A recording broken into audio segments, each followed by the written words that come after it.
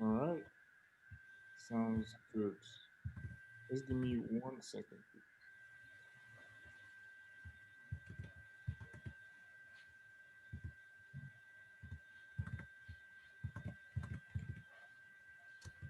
Cool, cool, cool, cool, cool. All right, for folks who are here, welcome.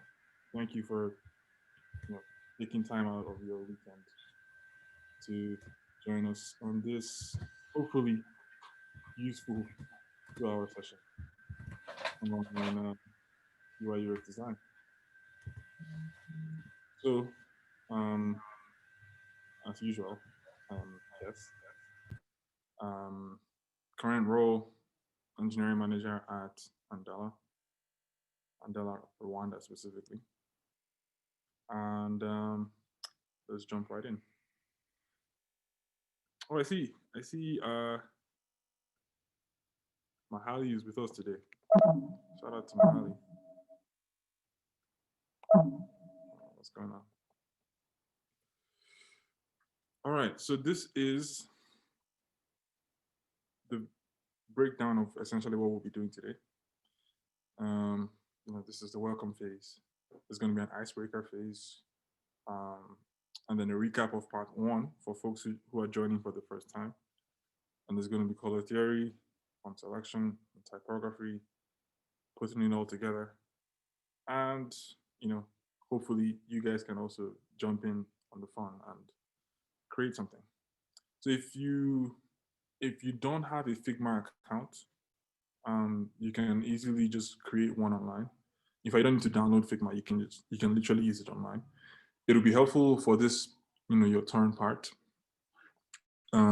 because we would actually like to see folks jump in and do things themselves. Um, so let's jump to the icebreakers now.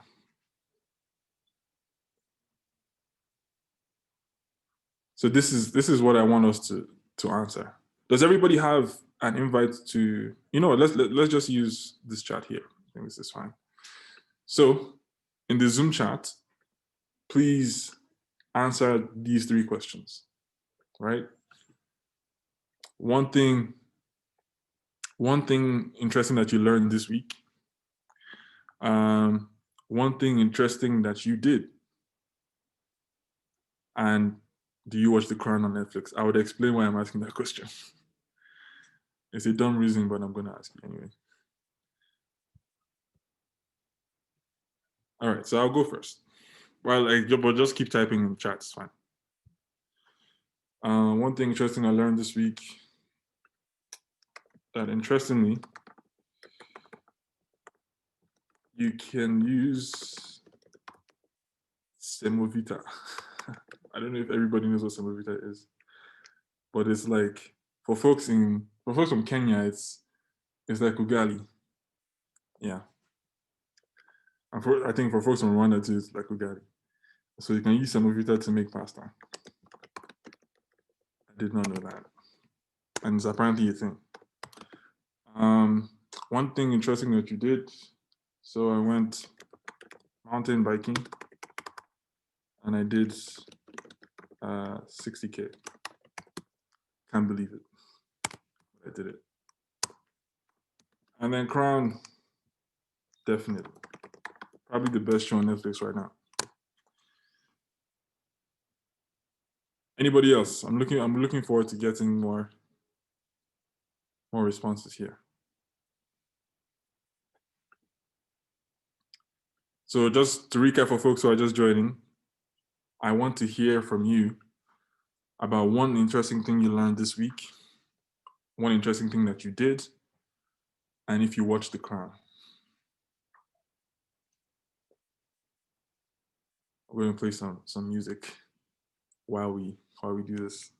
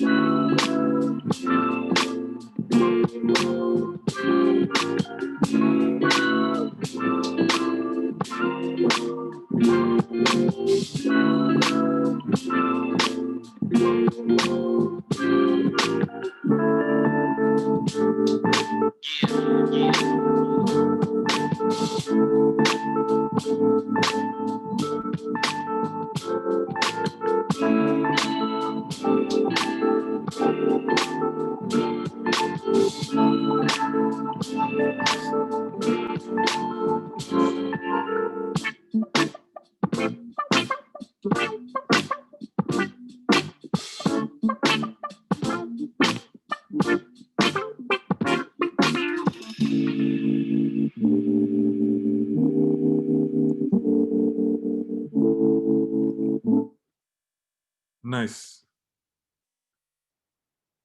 This number one, as goals, man, from Christine. Goals. Definitely. Because who knows? Would you be able to use your hands again at 62? You never know. Reading a book called 40-Hour Work Weekends. Huh. Started or finished, Christine? I actually started this today, and I've just been hooked on it. Like, it's a really interesting book. Sorry, it's not 40 hours, it's 4 hour work I was weeks. wondering how you do that. 8 hours. Yeah. Cool. So you haven't watched The Crown? I would ask you to start. If you're looking for your next Netflix recommendation, Crown Okay. will be the one. Crown will be the one. All right. Mahali says cats are weird creatures. Uh, you know what? I will agree with that. In Nigeria, the sentiment like 10-ish years ago was that all cats were evil, especially the black ones. But now there seems to be trends with tech bros and tech sisses getting a bunch of cats now. But I still think they're weird. Nothing really interesting. Wait, so Mahali, are you trying to be minimalist by not having a Netflix account? You're trying to just like do the bare minimum, just enjoy nature, no screen time.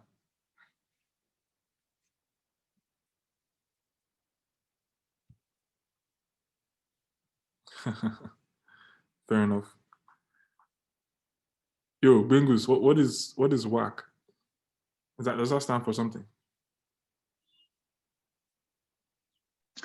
So, like I attended the finance class this week. Hmm. More like a revision class. And the guy started by saying he wanted to teach us something about work. I'm like, who learned something work? So work is so work is an actual thing in finance. It's weighted cost of average. It's used to calculate some investment shit. So yeah, I learned that.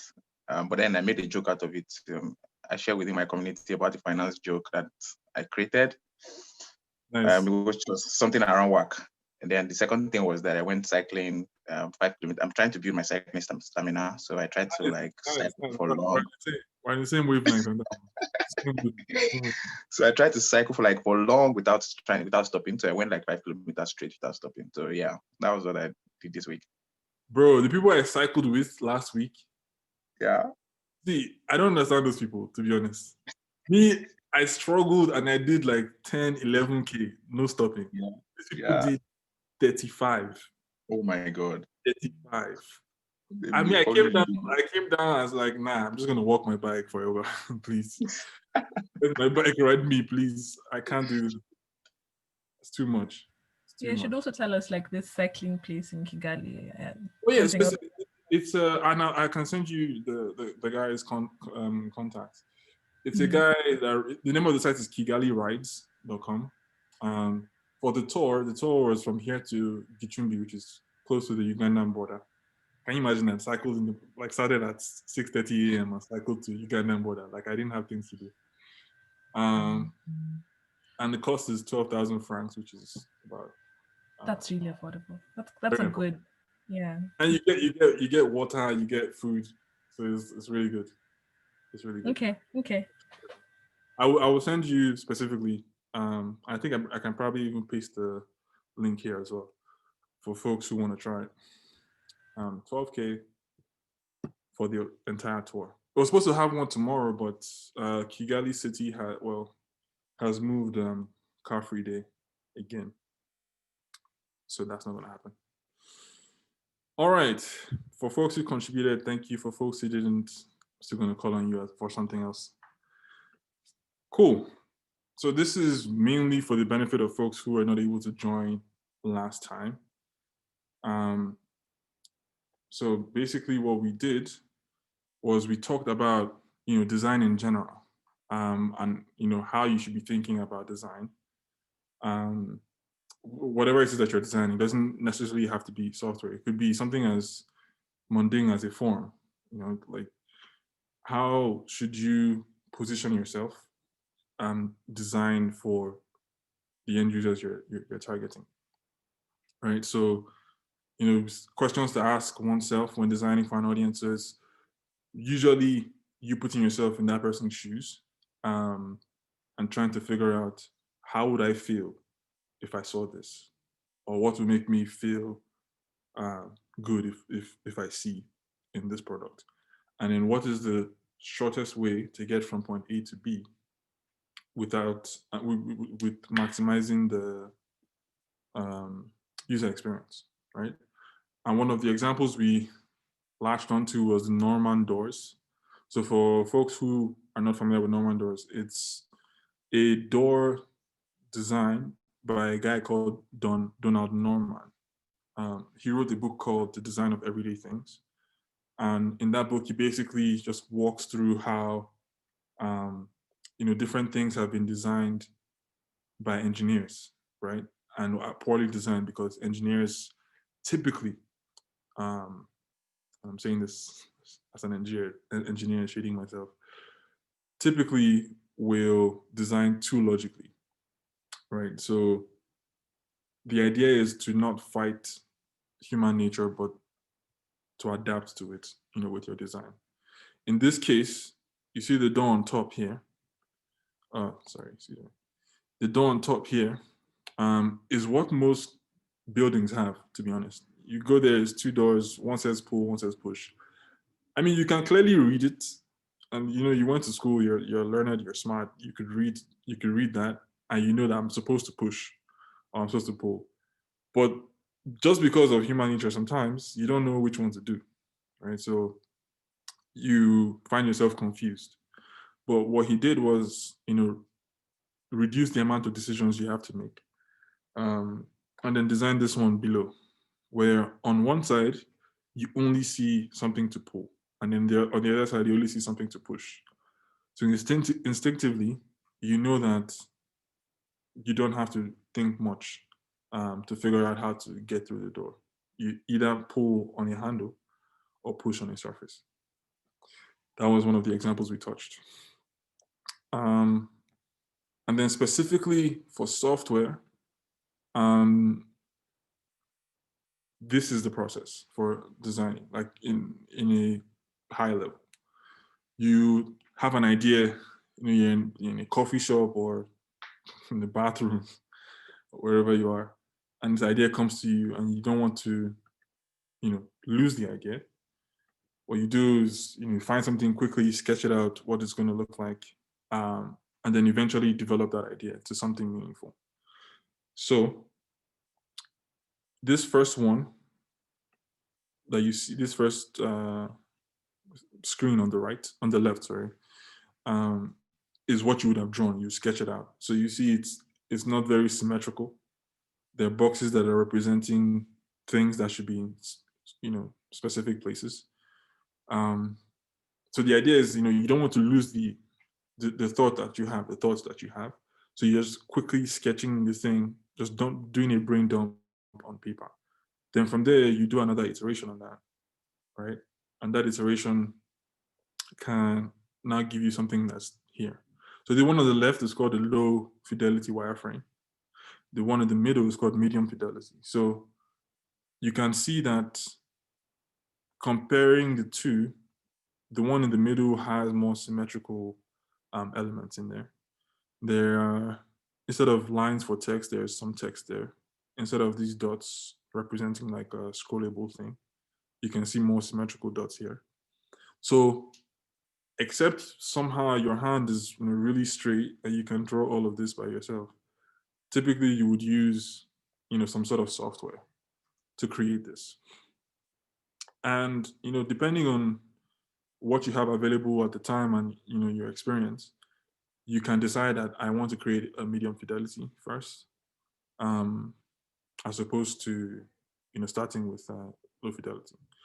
Then move on to this high fidelity one. This is what the product will look like in its finished form. So here you notice that you have actual logos or an actual logo, actual graphic here, actual text or copy, if you will, and then the buttons here properly styled.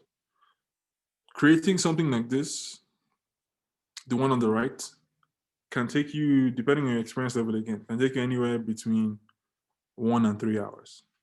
Creating the one on the left take you anywhere from 10 to 15 minutes.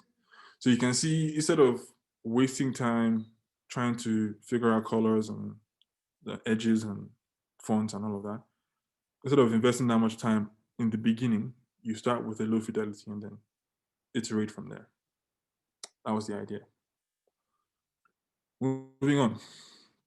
The other thing that we did was we compared, two products that do the same thing. And we talked about the difference between UI and UX. So UI is an acronym that stands for user interface, and UX is another acronym that stands for user experience. So the user experience encompasses the user interface. Like the way a product looks and feels is what you determine as the user experience. But the way a product looks is the user interface, right? Literally, and like if you think about the definition of an interface, it's a window to how you control something, right? So the interface here is how you control your orders that you make. So on the left here, this is Uber Eats, right? I'm sure most people know Uber Eats already. On the right, folks in Rwanda definitely know this one. This is Vuba Vuba. So we compared, how these two sort of either excite or depress the users. Right? For one thing, I can point out here is these apps are trying to sell food, right? And you are most likely to buy something in terms of food when it's presented in a way that it's high def, high quality, and like looks delicious, right? So what that means is that you probably have the best chances of doing that if you use as much space as possible to show the food, right? So there's like, you see here on the Uber Eats side, it's just focused on that meal, right? As opposed to this other one where it's like, there's so many things going on at the same time because they're trying to accommodate so many vendors. But these guys are also accommodating a bunch of vendors, probably even more vendors. But what they have is this interesting filter on top here. So that filter helps you really narrow down to what you want. And it's pre-populated to defaults that make sense for you as well. So the one of the key takeaways here is, thinking about the end user and the end user wanting to simply order food. You're reducing the cognitive overload here, where you're showing too many options, but just showing one option, breaking down what's inside of the food, helping the customer make the decision faster. And then lastly, we had a case study, right? So the case study was, let's imagine you are already a UI UX designer. And then, some client comes to you, says, I heard that you're really good and I need you to help me design something. And he says, when he's an expatriate, right, that lives in Rwanda now, and says, when he came to Rwanda at first, he found it very difficult to get artisans to do things for him. So for example, he needs a plumber to fix drainage pipes. He needed a gardener for his garden. Needed a carpenter to fix and to create like a bookshelf for him. Because he doesn't speak the language and is new, like it was hard for him to find those people, right? So he wants to create a yellow pages, a digital yellow pages for Kigali, at least for Kigali. And then he says, I need you to help me design something, right? So that's the task, and that's what we'll be building on in this lesson. So what we had done last time is, from that brief, created some wireframes, and we distilled the amount of pages that we needed to create to, this major three. So when you go to, let's say, KigaliYellowPages.com, the first thing you see, we determine that it would be best to see the services page. And by services page, I mean like the list of actual artisans that you can call on. And the reason for that is you are a new service. People don't know who you are. So it would be a mistake to do something like, do the app, and then the first screen I'm showing is a login screen. Because it's login to what? I don't know what the service is doing. So why should I log in? So showing the services page is going to build trust with the end users. It's like, okay, this is what you're doing. And they have curated, a bunch of good artisans that I can actually leverage. And, there's even like a rating system. So I can tell which artisans are good and which ones are terrible, right? So that's why we chose services page, to build trust with the user. So when I see one of the services, I should be able to, click on it to see more details like comment and reviews. And then when I say, okay, yes, I want to book this person, then I should be authenticated, because the app will need to know what are your details and how do I store your preferences. Hence why we have this flow, right? So at this point, I will pause for questions. And then after that, I'm going to jump into a tool for wireframing, for doing medium fidelity wireframing, and just walk you through, how we actually create medium fidelity wireframes. Any questions so far?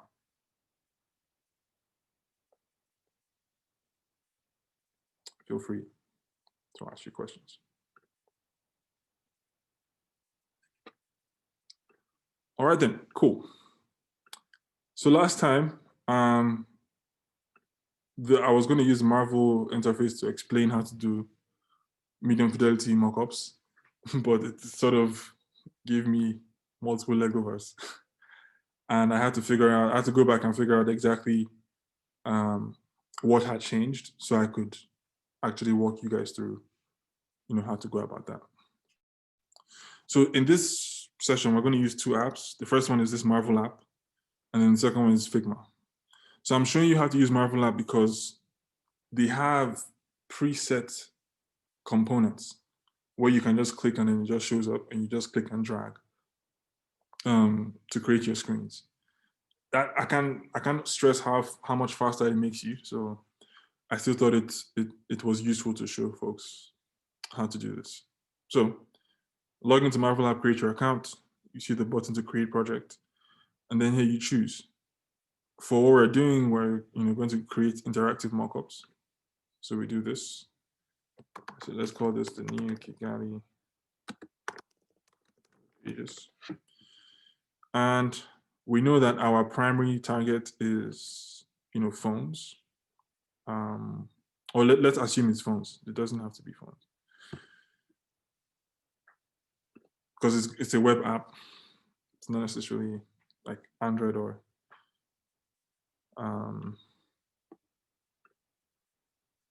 iOS. Yeah, so when you log in, or when you create a project, you get thrown in here, right? So let's name this the services page, right? So what you can do is right here already, See, I can just go, it selected Android for me because I said I wanted to do design an Android app. I just click add, and then boom, the status bar is there. I click add this as well, because most Android phones have this base point. So doing this now gives you the actual window where you want to create your content. Right? We're going to need, let me see. So we can decide to go with, cards like this, or we can decide to use any of these other elements here. So you see you have like a whole bunch of options. So for example, I could do this. And this has greatly, improved my timing. So I could just say services.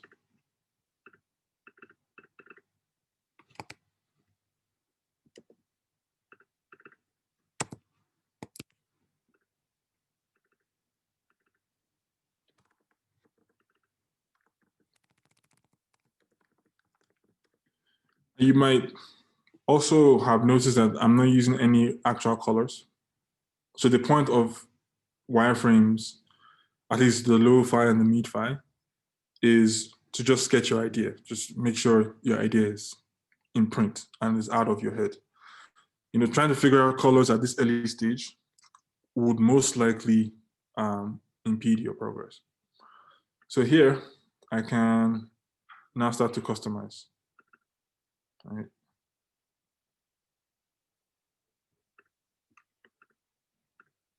So let's say I select all of these guys. Let me shrink them a bit.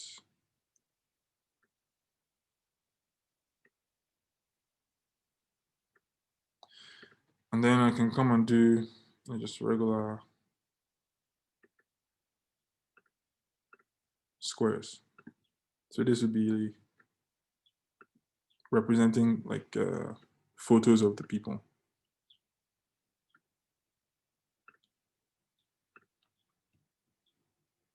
And you can customize the colors here. All right, so copy and paste to your heart's content.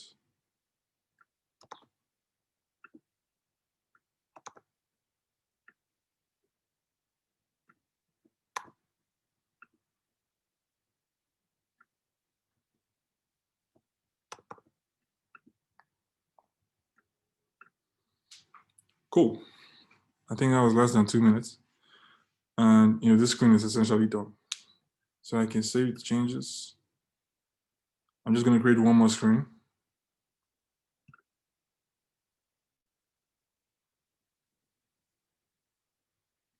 Let me just update this one to say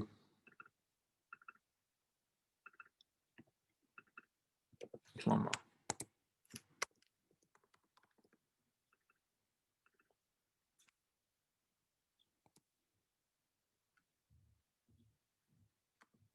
Stars.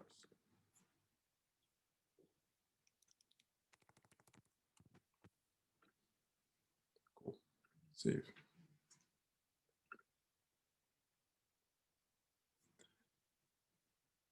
So I can come here, create a copy. So we're going to do like the individual page. Let's call this.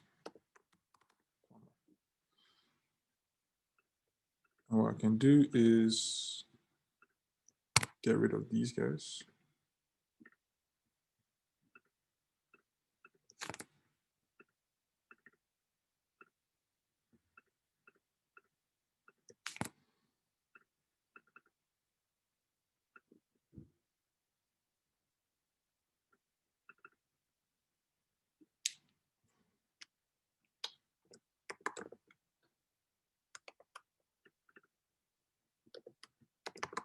Call this Kigali comment.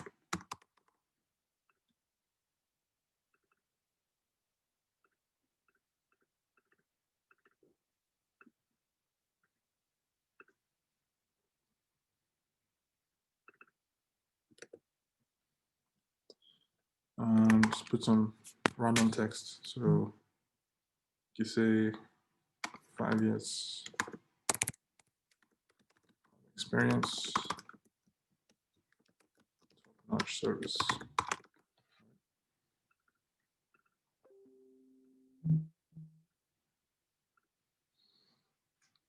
And you can now go somewhere down here, add a button.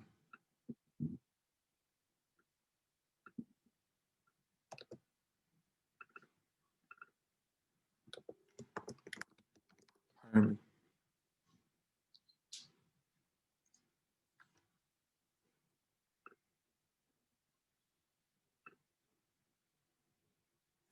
And then one last page.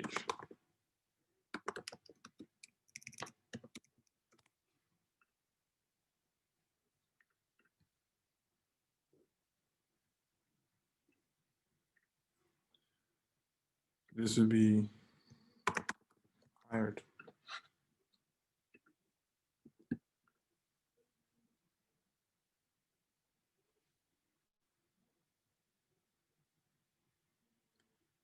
Let's assume this is going to be like a page that just says done. You hired this person.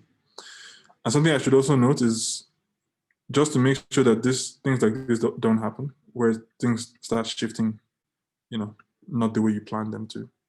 You can lock the shapes. So I can do this, and it's locked. Delete all of this.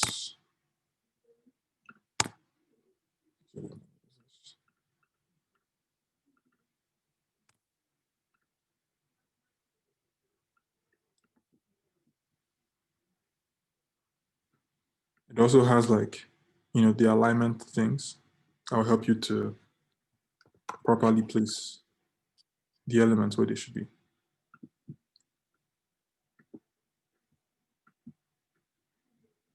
So let's say this is, can make it a little lighter. This is behind, I want to bring it forward. So I just right click, bring to front. And then add some text.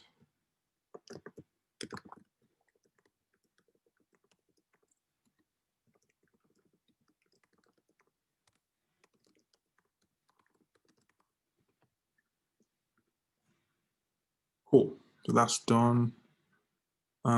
Definitely want to increase the typeface here.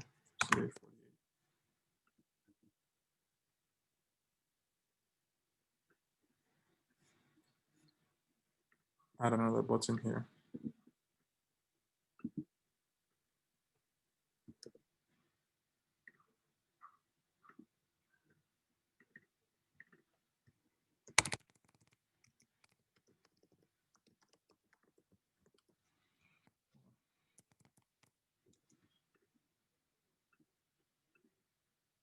All right, cool. So we have these 3 pages. The next thing is to create some sort of flow between them.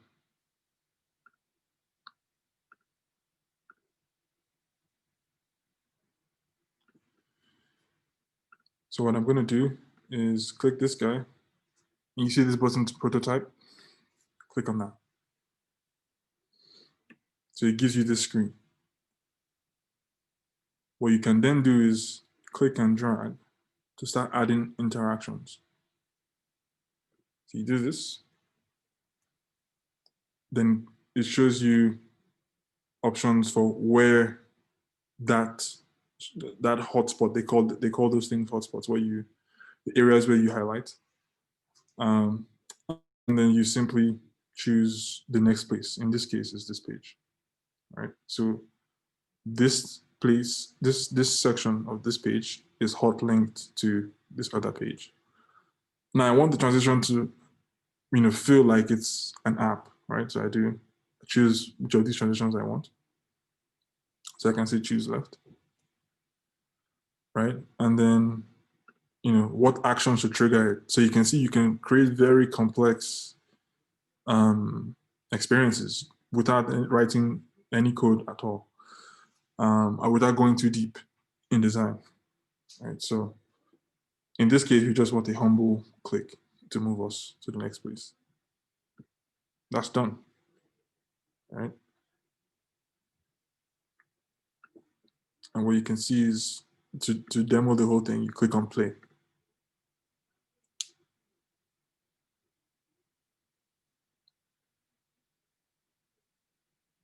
So this is the link that you can send to, your client that asked for this thing. The first page you see is this, and it's to show up like this on their phones. It's to show up without this, iPhone Chrome that you see, or this Android Chrome that you see here. So you notice if I click anywhere else, that blue highlight is there showing me the only thing that's hot linked to anything. So if I click that, see it slides there. Right now, this button is not hot linked, so nothing is happening. To fix that,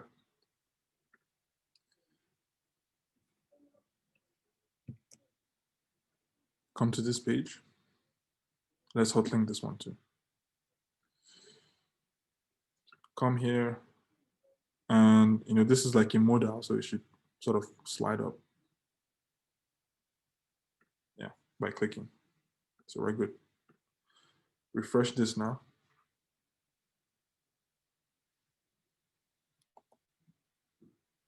So the full experience is that you click on Plumber. You see Plumber's profile. Click Hire Me. Great. Done. Any questions on that? That's it. That's what I wanted to show on Marvel. Any questions? So would this be considered a mid-fidelity prototype? Yes, mid-fidelity. Because you can see, everything is very much aligned. Lines are straight. You're even using, elements that are very close to the medium that you're trying to design for. Right. Okay. Any other questions? Yeah, before this like web interface, what other tool would you have used to this sort of design? Great question. So you can use something like Balsamic. You use this, guys, to do that whole wireframe. Another one that I've been using for like recently is this Excali Draw. It's very interesting. Mm. Very straightforward. So I could do something like this. Do another box here. Like this, representing the image. But you get the gist. Yeah. Thanks. So it's not necessary that you start from there. If you already know how to use Marvel Lab, I would actually say you just go and use Marvel Lab. Except you don't have access to Marvel Lab for some reason. And there's other tools like I think InVision can also do what Marvel Lab does. So InVision Studio can do that as well. But these days, I do basically everything on Figma. Yeah. Yeah, Marvel looks way simpler. Yeah, I agree with that. Yeah, I thanks, Christina. She's mentioned InVision's freehand. Yes. So InVision Studio is for more high fidelity stuff. Freehand is more freehand stuff. All right. So the next part is color theory. Most people don't like this part because it's pretty involved, but it's straightforward, and I think if you understand it, it'll help you understand, how to choose colors. Because I mean, if every one of us had pennies for when you open an app and it just looks horrible because of the colors, we would all be billionaires, at least in France. So I'm going to jump into what it's all about. At a very basic level. And then, you can do further reading if you want to. So primarily, there are three groups of colors. It's the primary colors that we hopefully all learned in primary school, secondary colors, and then tertiary colors. So this color wheel on the right, apologies, it looks a bit pixelated. Should have gotten a higher resolution one. So this color wheel on the right is a 12 color wheel, 12 color wheel. And it basically depicts how, primary colors are related to themselves and how they derive or they give birth to secondary colors, and how secondary colors themselves, give rise to tertiary colors. So base primary colors are red, yellow, blue, not red, green, blue. Took me a while to internalize that. So you can see red here, blue here, and yellow here. I didn't draw the line, but you might have noticed that, on the wheel, they are 120 degrees apart here. And then secondary colors are colors that you get by combining primary colors. And you can now see from here, it's like between yellow and red, going in a clockwise fashion, you're basically saying how much, like if I add yellow, let's say 10% yellow to red, I'm going to get this red orange. If I add maybe, I don't know, 50% yellow to this, I get this orange. So you see it's getting lighter up until this. Yeah, that's how, or that's what we mean by saying it shows the relationships between the colors. Major secondary colors are orange, green, violet. The other color wheels that break this down into very, very minute shades of colors, but this is fine for now.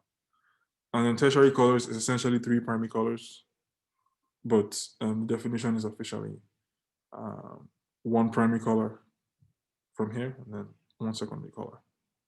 So all these other ones, these middle colors are the tertiary ones. Cool, moving on. We can't forget the neutral colors, because no matter what color scheme you choose, you're going to have to use some form of neutral colors. If you use too much or too many bright colors, you will strain users' eyes. It will just look very busy, right? So everything between black and white inclusive, is referred to as a neutral color. Now, color models. Now, if you've done any kind of design, especially in, I think, Photoshop, or even if you write code as well, if you do like CSS especially, you might be familiar with RGB. We'll get to that. We'll get deeper into that in a few. But CMYK is another color model. So the idea of color models is, that they are primary colors, they're secondary colors, they're tertiary. How can we use that to create, or how can we use that information to create things that we want to use in real life, like flyers or magazines or software screens? What's the best way to mold the medium to get the colors that we need? So in printing and painting, so typically like physical media, the color scheme that they use is CMYK, which is cyan, magenta, yellow, and black. And it's a subtractive model. What that means is that the thing that prints the color onto the medium has like all these different colors already mixed, right? So when you hide one of those colors, you will get the color that you want. So it's like, since all of them are already there, removing some will now give you a color that you want. Contrastingly, on the RGB side, we have red, green, blue.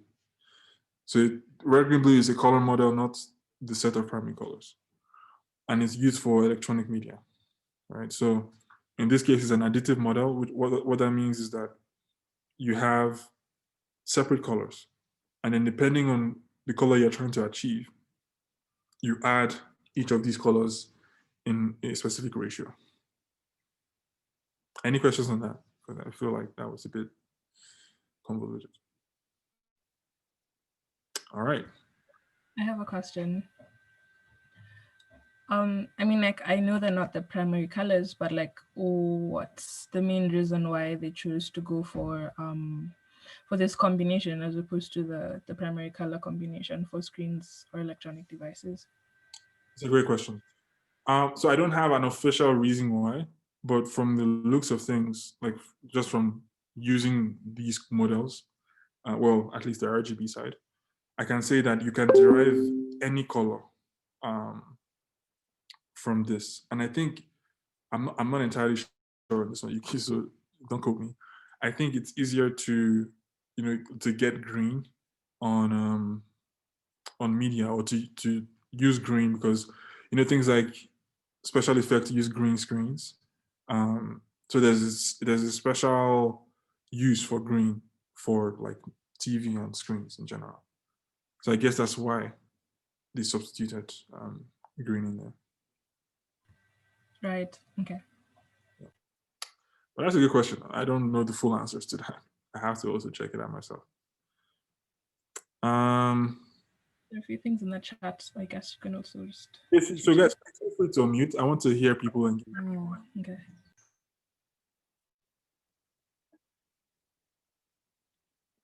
So Wenceslaus, I hope I'm pronouncing that properly.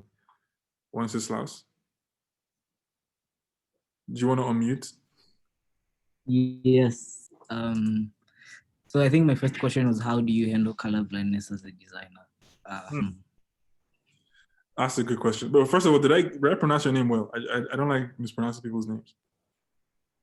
Yes, you pronounced it well. Fantastic. Are you German, or where are you from? No, I'm Tanzanian. All right. Good question. How do you handle blindness as a designer? So there's two types of blindness that I'm familiar with. There's color blindness, and then there's just outright loss of vision. So for loss of vision, you would, depending on the media, if you're building software, you have to, there's specific accessibility techniques to use. Because what happens in most cases that folks who are blind would use a screen reader. So when you're doing your colors and all of those things, they're not going to see your colors. You just have to follow the accessibility framework to make sure that the screen reader is able to see exactly what the page is about and then narrate that to the user. Right. So in those cases, you can't handle color.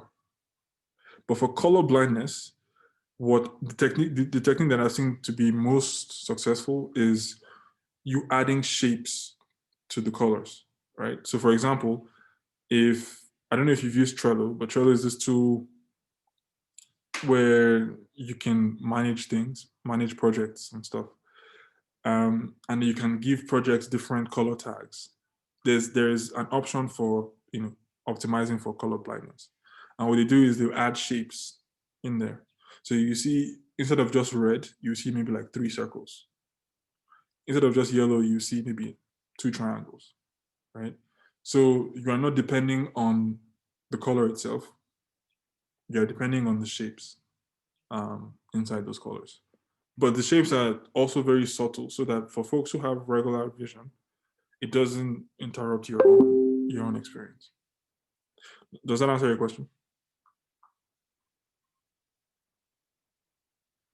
Yes, it does. I was just wondering because I think tools like Envision or Figma does not like have those embedded in, which I think maybe might be a really useful app.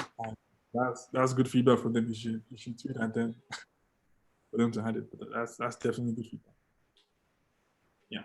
Thanks. My other question was, how do you do like color conversions, either from CMYK to RGB or any other format? Because I think I've tried that in the past and I get like different visual results. also when you using like different tools or you're using different tools as well. So like, what's like the standard way? So there are actually, color conversion tools online that you can just supply values and then boom, you have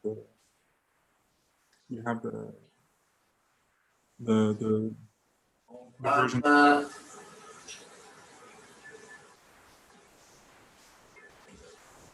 If you're not speaking, please mute so that I'm able to.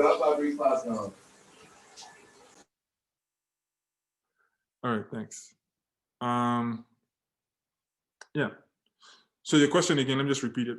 How do you convert between CMYK and RGB? So what I was saying is, there are tools online, that can help you convert between the two.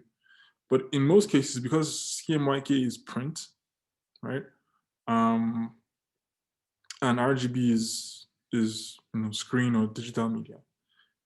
What tends to happen is that the thing that you're trying to design would already have been designed in RGB before it gets to CMYK. So the printing guys, have like the tools that they use to change between the different color schemes.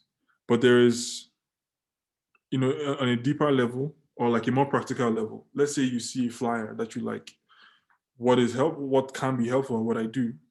So I don't know if it's standard per se, but what I do is take a photo, upload it to your Photoshop or whatever tool you use, and then just use, the eyedropper tool to get the colors.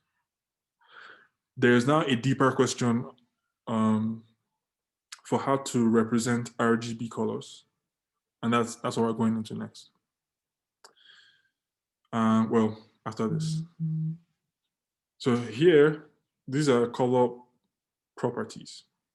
It seems like a lot, but once we start now, most of these things will probably come more naturally to you. So the first one is hue, and it's actually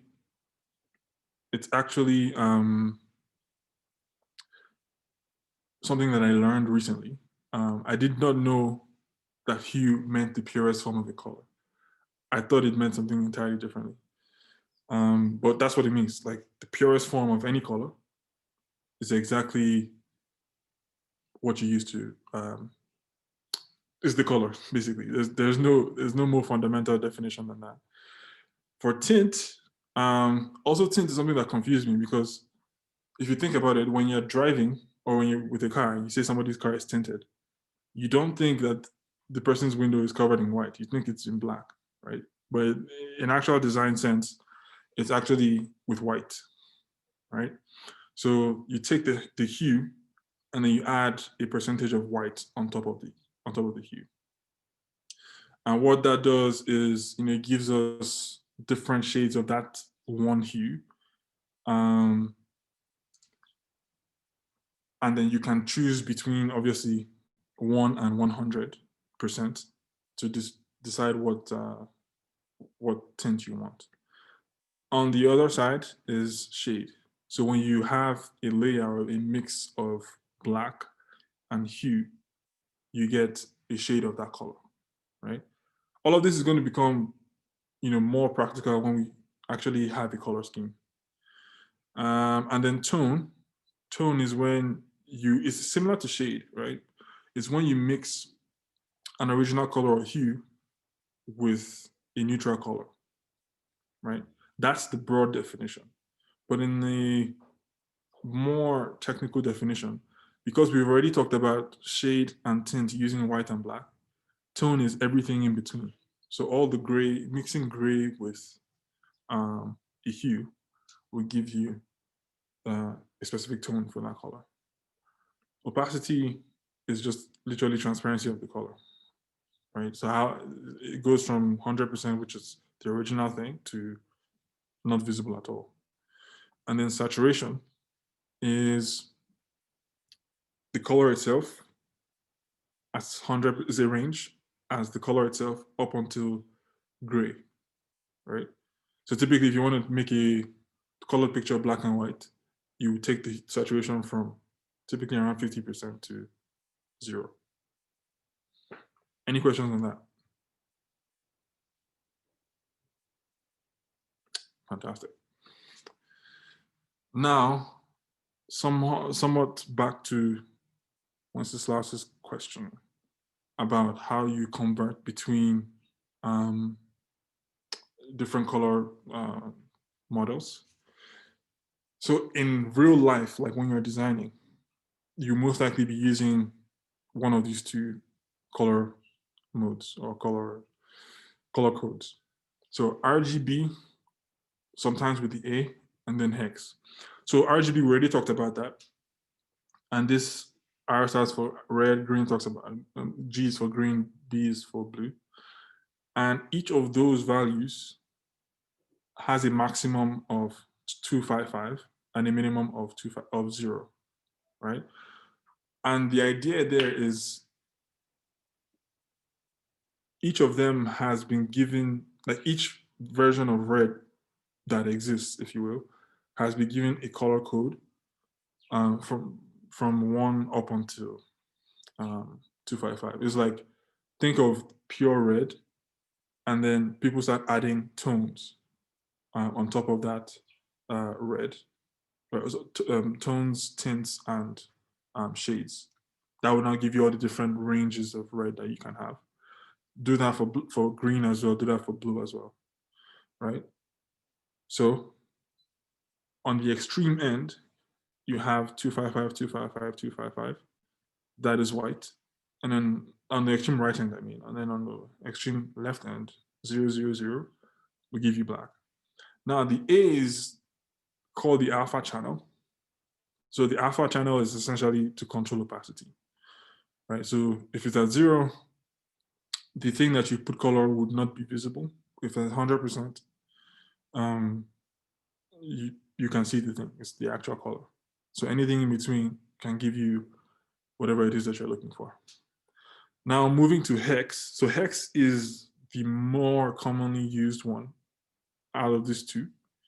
And what it did is essentially this 255, thing here, converted it to a hexadecimal base, number base. And what does base mean? Like, if you remember, I think it's high school math, base is like the highest number within, a given number line or a given set of numbers. So our normal everyday numbers, integers, are in base 10, right? That's why you have numbers from 0 to 9. You can't have like 10, it's actually 1 and 0, right?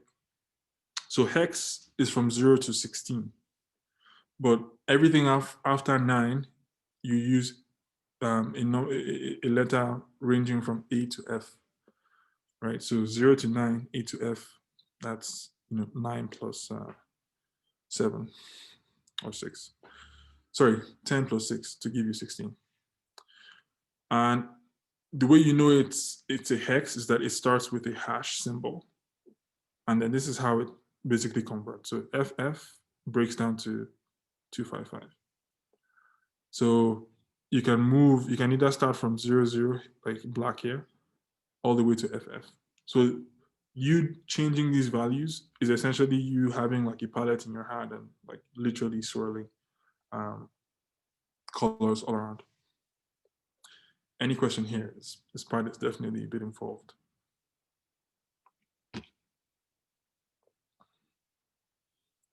Questions, comments, thoughts? All right, sounds good. I have another question. So I'm not sure if it was in line with what Wen had asked initially, but with what we're currently seeing with technology, it's more like we have websites and apps designed in light mode and in dark mode. Is there any thought process that goes into choosing what dark mode colors are going to look like? And yeah, that's my question. A very good question. So yes, there is a thought process, and that's where you have to design themes ahead of time, right? So obviously the light colors, the light typically has to have some like a major tonality of white, and then the dark version has to have some major tint or whatever you want to call it, or shade of black, right? So from there, you now decide what your own brand colors are, right? Or actually, it's the other way around. So you choose, you already have your brand colors, whatever they are. Then based on those brand colors, you now decide for light mode, I need to have like a majorly white background. And I need to make sure all the brand colors are represented in the way that they should. And then same thing for black. So what you now do is have a preset theme, ahead of time, so that when somebody chooses light or dark mode, like each of the different elements will just assume one of the colors from your theme. Does that make sense? Yeah, I think it does. What is unclear? Sounds like there's still something that's unclear. Okay, I think it's I get the understanding of like now making majority of what your essentially light mode would be, like mostly white, and now moving into the darker colors on dark mode. So it's pretty clear actually. So yeah. Cool. Yeah.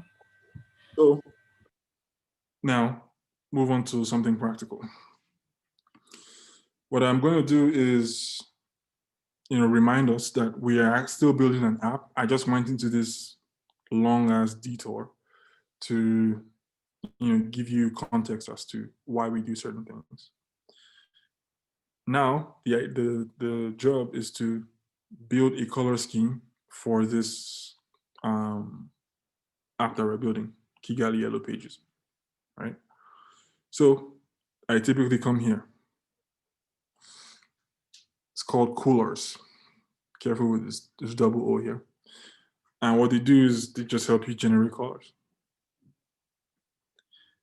You click start, and then it generates the first bunch. Now, the only thing that I have in mind, because I still want this to be very interactive. The only thing I have in mind is that it's called Kigali Yellow Pages. So it probably makes sense to have some sort of yellow as the major color in the color scheme. The rest is going to be crowdsourced. You guys are going to, sort of vote to say which one that you want the best. All right. So to get more colors, you just tap the space bar. These are really nice pastel colors. So pastel, you see, has like the white tint. If you remember from the definition, come back here. So tints mixing an original color with white. So this looks like a pink or magenta that had like a white tint on it. No yellow here, so I'm going to keep moving. Interesting. All right. Do we like this yellow? I want to see yeses in the chat or no's. Feel free. This is not an exam. Nobody's going to grade you. It's just your preference. Anybody like this yellow in the middle? It's called the orange yellow Crayola. Have one solid no. Wow, two. Okay, moving on. It's a tough crowd, man.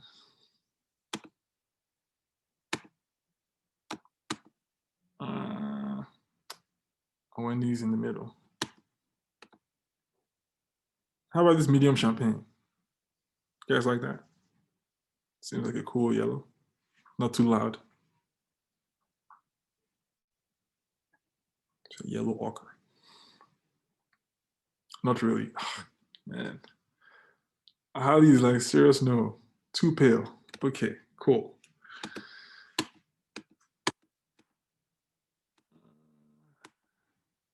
Well, something I should also mention is I don't want to go too deep into color schemes. I just want to keep it as light as possible.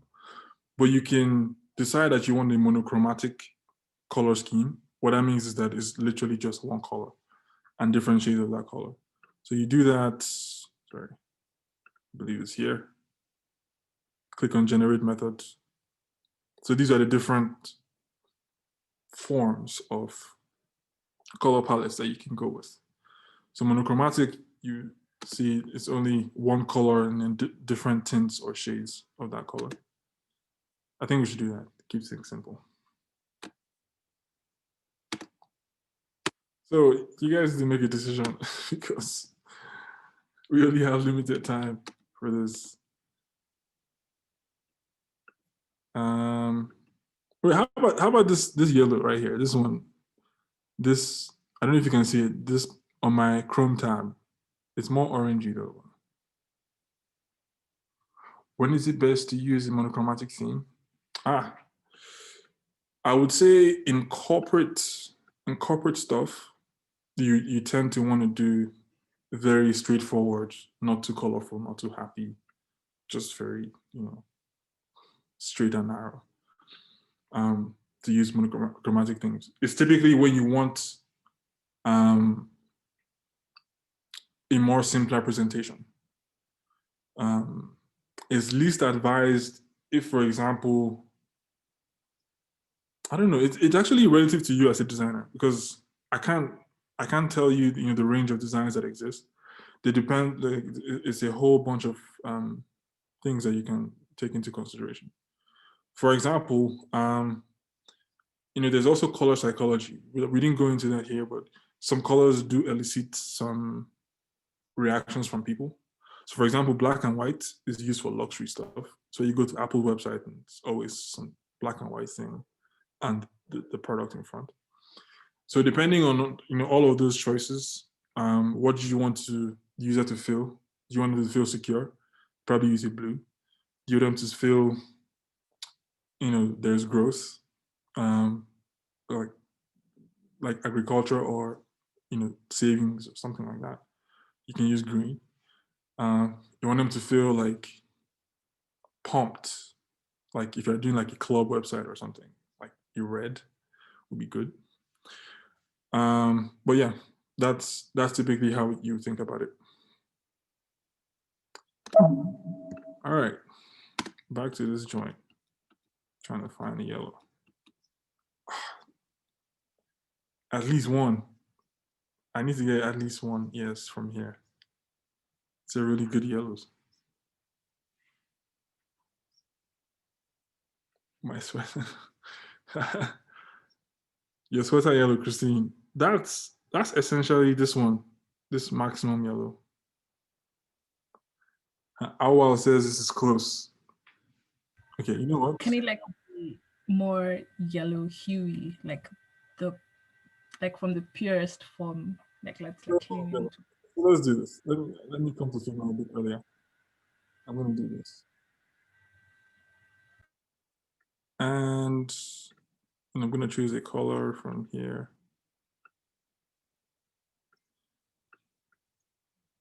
Is that yellow enough? Because your sweater is definitely not this bright. It's definitely not this bright. Any more reactions on this one, on this color?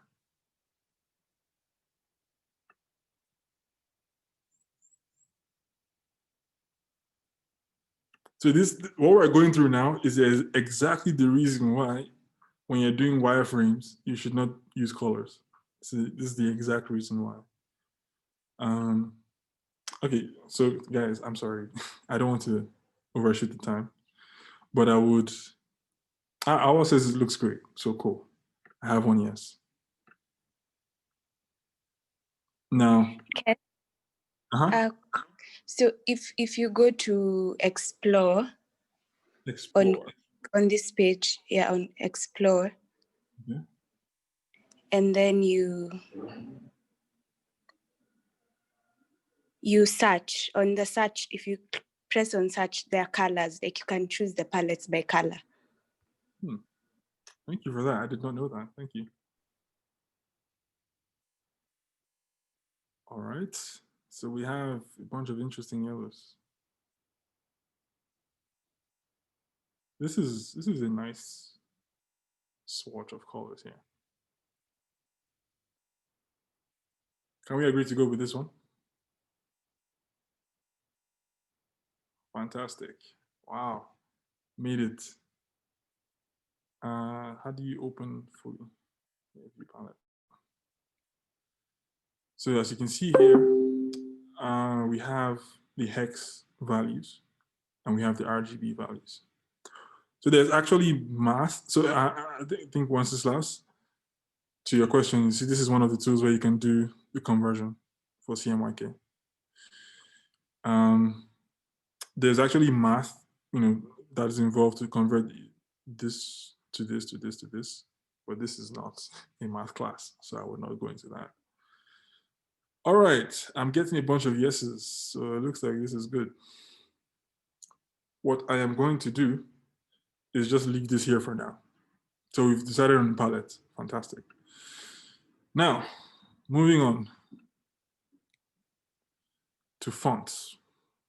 This is another place where it's very possible to spend, weeks trying to select the best font.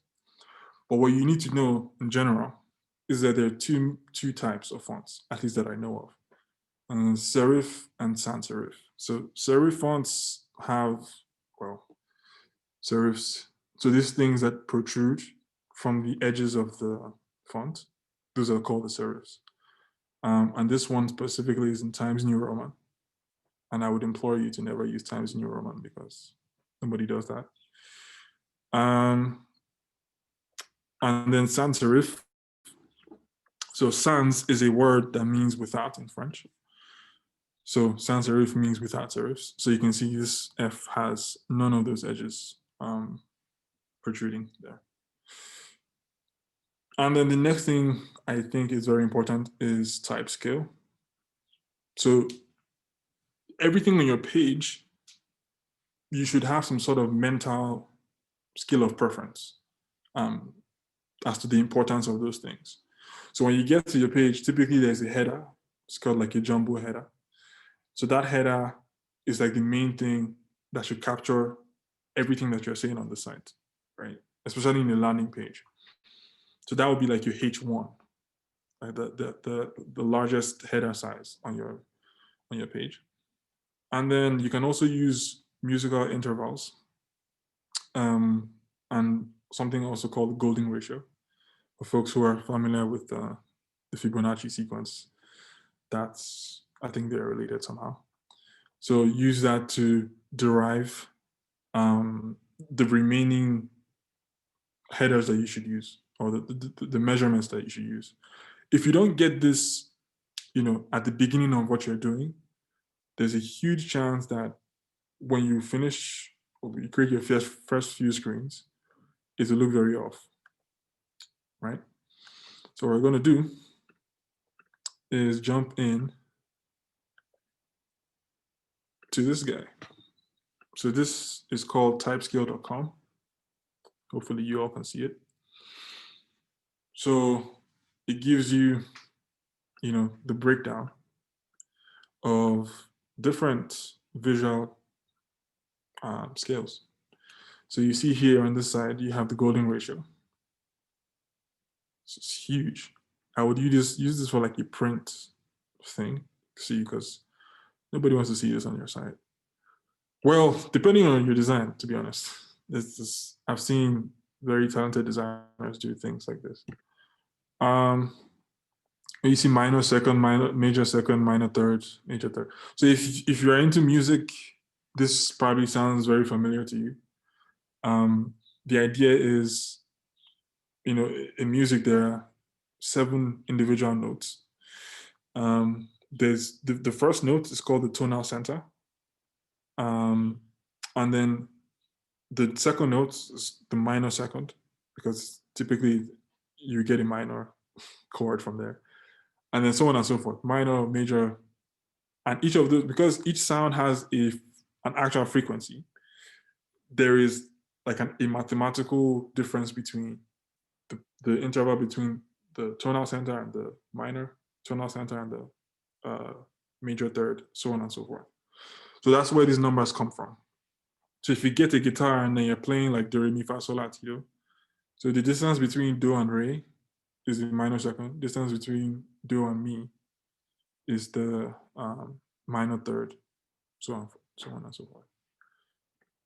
When I say distance, I mean in terms of frequency, so hertz.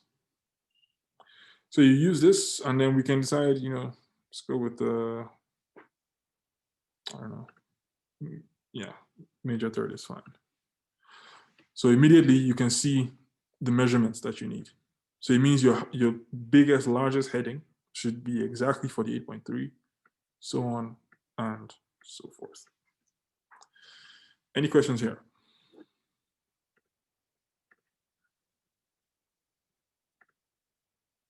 All right, fantastic. Now we need to put it all together. And what that means is we would actually do some design here. How much time do we have? We have roughly 40 minutes. So what I want to do is just do like a quick sketch of this is going to be a high fidelity sketch of that services page. I'm going over here to Discord, to Figma.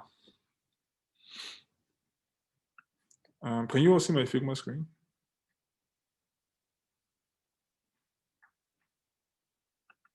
I just want to confirm that you guys are seeing what I'm seeing. Okay. I have my confirmations. Fantastic. So delete this guy. So for folks who haven't used Figma, well, this is Figma. And basically, I think it's probably the best design tool right now, the most versatile in a lot of ways. And I think it has the lowest barrier to entry. You don't have to pay nothing to use it. So that's cool. The way you start typically is using a frame. You think of a frame as the major boundaries of the medium that you're designing for. So you click on frame, it sort of suggests to you the different media you can use. So I can decide on phone and decide on a Google Pixel 2 and spits it out here. All right.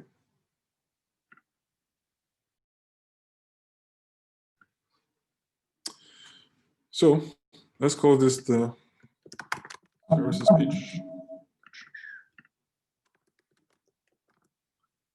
All right. Don't need this. Hide this. So we know that what we want to see here is, the screen that has all the different types of services that you can probably want. That being said, this is now part of the call that is very crowdsourced. What do you want to see, or what do you think the user should see here? Based on everything we've talked about, empathy, blah, blah, blah. What do you think the user should see on the first page that they land on? And when I say what do you think they should see, I'm asking to the last detail. Like, they should see this button here. They should see the logo here. They should see a list here. They should see everything, like to the last detail. Who wants to go first?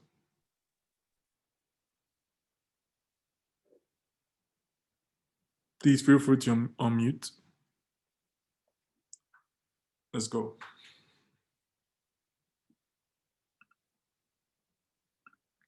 And if nobody's talking, I'm going to call you. I'm going to call you.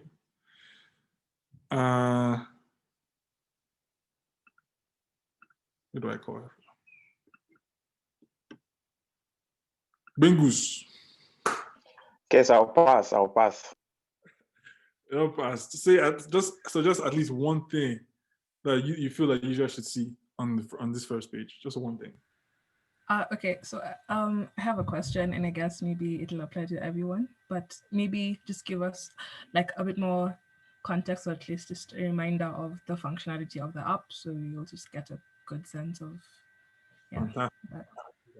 So your audience, or the person who approached you, is somebody who's an expert in Kigali, right? They came all the way from, I don't know, Luxembourg, all the way to Kigali. And, you know, they moved into a new house and they're trying to figure out, or they were trying to figure out, how do I get a carpenter to build my bookshelf for me? How do I get a plumber to fix my leaky sink? How do I get an artist to get, you know, paintings for my house? How do I get curtains or an interior decorator to do curtains for me? So because they don't speak the language, and they even barely speak English, assuming, it was hard for them to get all these different artisans to come and do the work because they don't know where to start. It's just, I'm new here, I don't know where to start.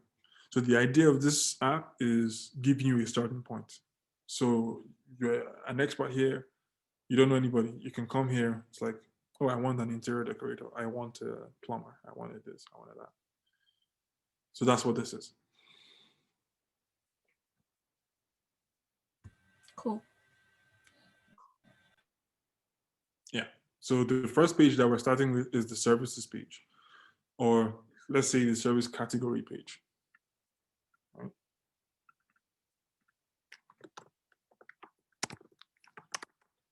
So the page that you see before, actually, no, let's just keep it at services page. All right. Christine, was that context helpful? Yeah, I guess now I can also give it a try.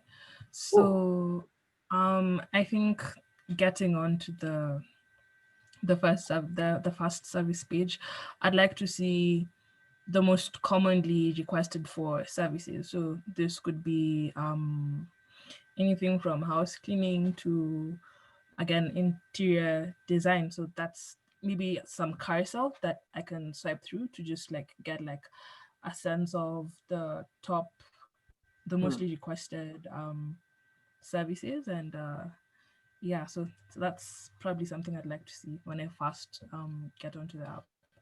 Fantastic. Thank you. Wendy.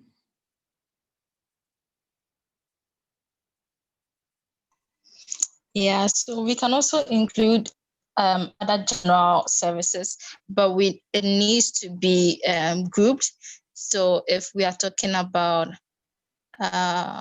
things in the garden, so we group them. I don't know if you get me. So garden, then painting or any other, we just group them. So we can call those categories, right? Yeah. Cool. Thanks, Wendy. So if I want to get context also, yes. like are we creating service providers on the platform such that we are creating service providers, you know, from the back end. Like let's imagine there's some admin somewhere who would add the service providers on the platform. Okay, so if the service providers, if we're not the ones providing service ourselves, and then we're leveraging on other people, like several other categories, several other people, I think that's one other thing I'd like to see on the app is like a quick rating of their services. Fantastic. Something like a trust pilot or something to say, okay, this service is rated, or this service provider is rated like 4-star or 5-star or something. So ratings and comments. Huh? Yeah. Said like trust pilot. Okay. All right. Thanks, man. 2 more people. Any volunteers? Yeah, I think a call to action, which should be the search function. So when you land on, if you're able to, before even you see the categories, you might already have something in mind you're looking for. So a search bar, maybe at the center or at the top right. Center / top right. Cool. Now let's think through both this suggestion and the one I think Wendy gave. If we have a separate category section that you have to choose and then go and see the people in that category. Let's imagine for a second, right? That we have, another, I'm sorry, let me just duplicate this. To duplicate, you can right click, oh, it's not here. You can copy and paste or just Control or Command D. And then let's say this is categories page. Imagine that we had this, and you had to take this away. You have to select a category for you to now be shown the actual artisans. So all I'm doing here, guys, is I'm just clicking something, Command D, Control D to replicate. So I come, land, I see categories, and I come and I see the list of artisans, right? Question 1. So Audrey, I think it was you that was talking, right? Yeah, it was. Question 1. If I'm done seeing plumbers, how do I go to see cleaners? You're asking if they're sorted by category. No, so based on Wendy's suggestion and your suggestion for search, right? So it's like you said, even before getting to the major page, you want to be able to search for a category, correct? Yeah. No, yeah. Cool. So I'm saying, let's say we have this page before you see the actual, artisans here. Just so that it's a bit clear. Before you see the actual artisans here, right? You land on the page for categories, right? So you saw that, you clicked on it, you click on plumbers. You're now here, you're seeing a list of plumbers here. Now you're done looking at plumbers. How do you go to see cleaners or carpenters or another group or category of artisans? I think there are two ways. You could have the person would have to go back to the search page, or if it depends on where if when you search it opens a new page, that means you have to go back.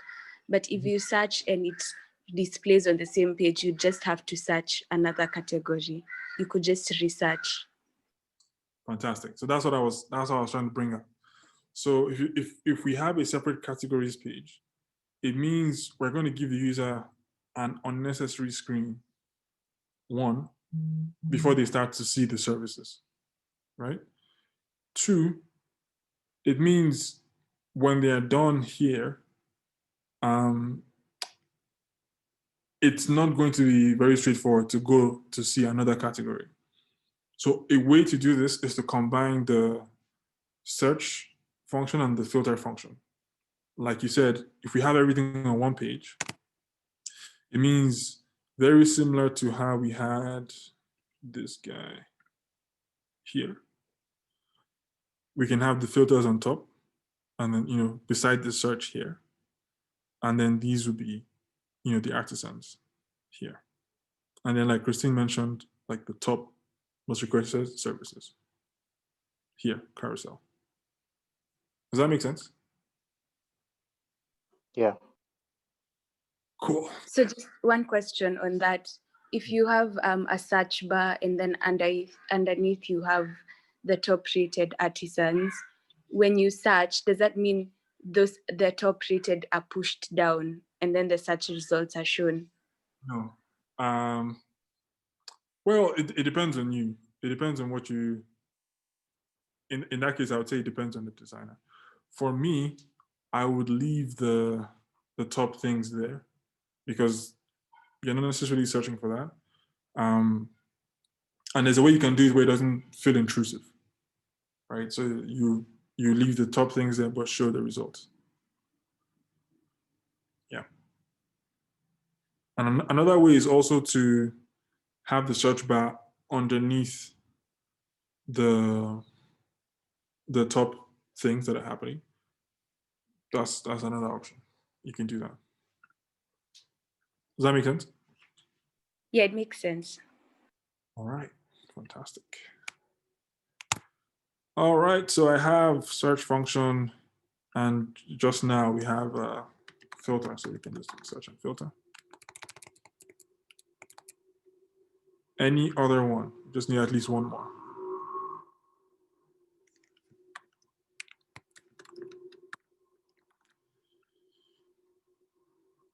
Any other one?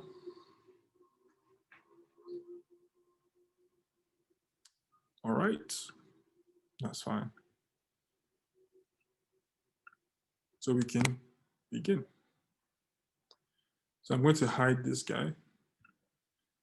And the first thing I want to do is have this top banner. This is where our logo will be. I'm just going to do a very quick makeshift logo. I haven't thought about this yet. So let's say Kigali Yellow Pages.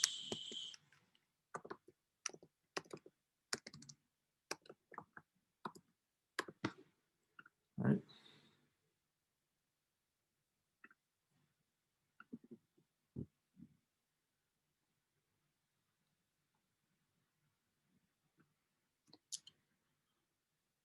And at this point, this is when it makes sense to start leveraging the palette that we created here. So I can use any of these colors from this palette. The idea of this palette is to like fix your choices. So no color should be used outside this.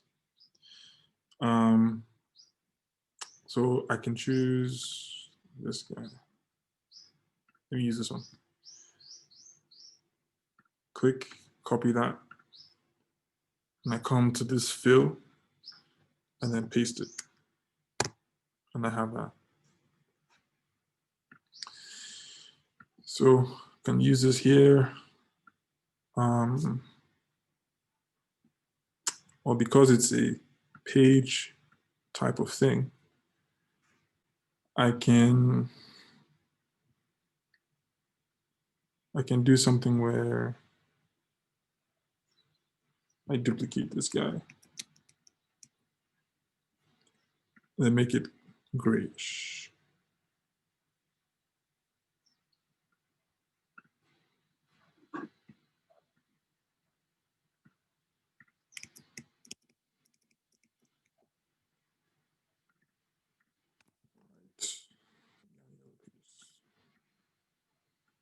Maybe just a few of this.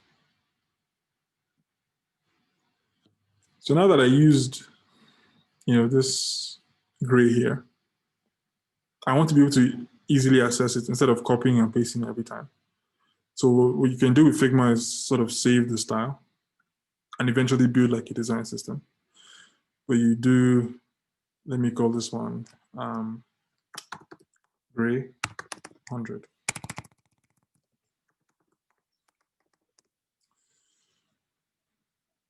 Do that.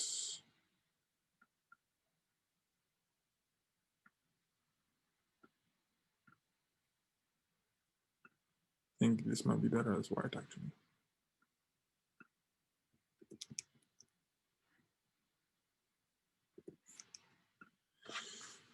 Cool. Logo done.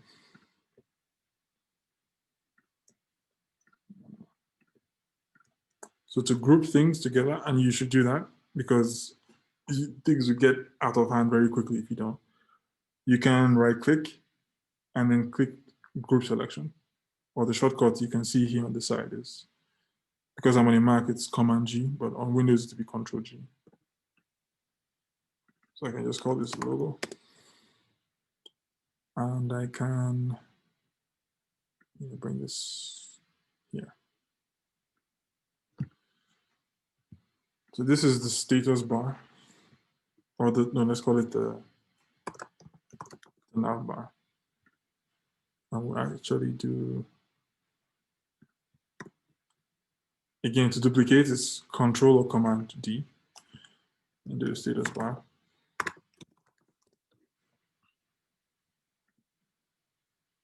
So status bar is essentially where you have your,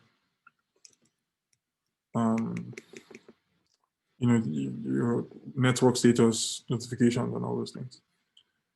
You can just give it like a shade. Remember what a shade is? It's, for those who don't remember, adding black to your hue. So assuming this is our hue, just mixing it with more black here. Yeah, that should do it. Now, because I think I'm fine with where status bar is, I can lock this layer. If I don't lock it, you see, I can mistakenly take it off there. So I just lock it. Same thing with the nav bar. I'm pretty fine with it. But you see the logo is not very well aligned here. So something you can do with Figma, which is very useful, is select two things you want to align and then use these things here. So this one is the vertical alignment. So just do this. And that should work. And this is very bold. I think open source should work better.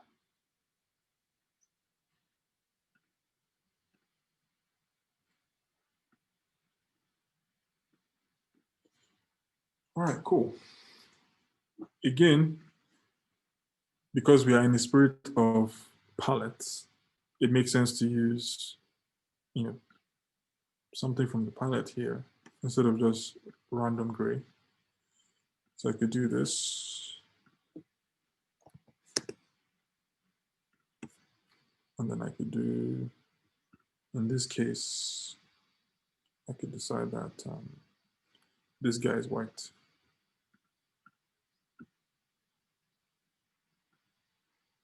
But has a, so I can do like an underline here, you know, with the stroke. So stroke is literally the outline of the thing you're building. So I can give it a stroke of one of these colors, which is this one.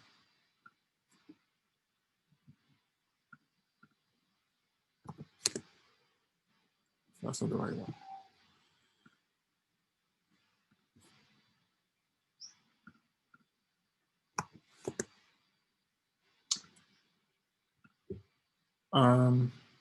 Yeah, for now. But this, I prefer if it's actually a line. So I'm just going to change this.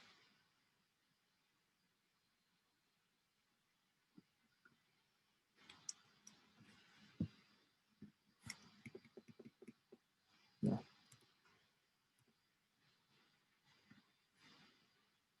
So let's say this is what we have for now. Next thing is, if you remember from this list, we want to see a mostly requested services. And we also want to see groupings and categories. And then the search and filter function. So what we could do is add that here.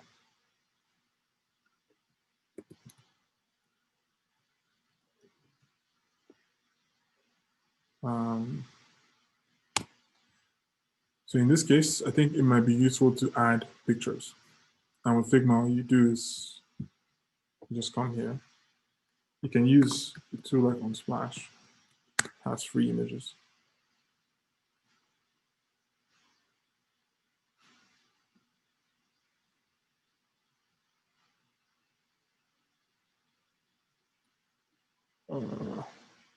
So let's say,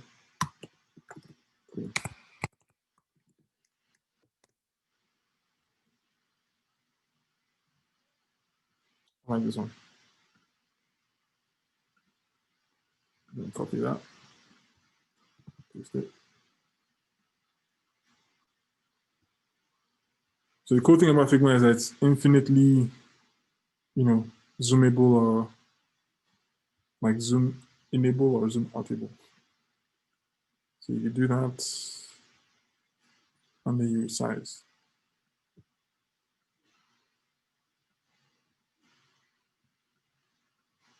So when you, to resize the way I'm doing it, you just bring your mouse here, and then you see the arrow, and just drag left.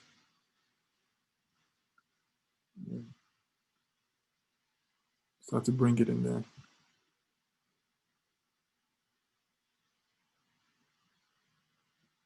Yeah. So in this case, I wanted to fill the whole stretch, but it's a bit too big. So double click, then crop it.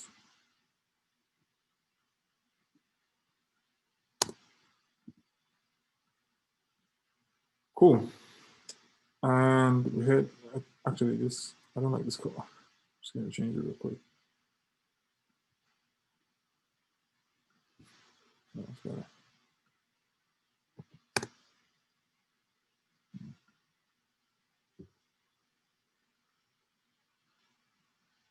So as Christine had mentioned, we can have the carousel. So to show that it's a carousel, we have to add those, those scrolly things, those dots to represent it being scrollable. So what I do is this image. The cool thing about the crop is that the image doesn't fully go away, so you can always extend it.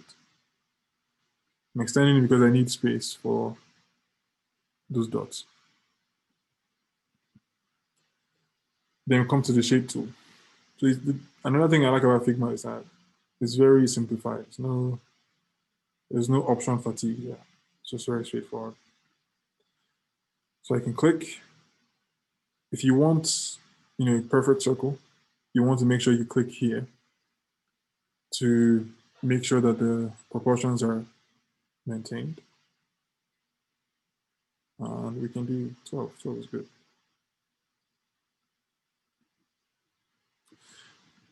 This should be white. Duplicate this. So with Figma, you can, if you select something and you hold down the Option key, when you hover on something else, you can see how far it is from that thing. So you can I can just do this, make sure it's 10 pixels apart. And then from here, I want to make it obvious that the carousel is currently on the first page. So I'll reduce the opacity here. So you see all the things that we mentioned are coming, to fruition, becoming useful.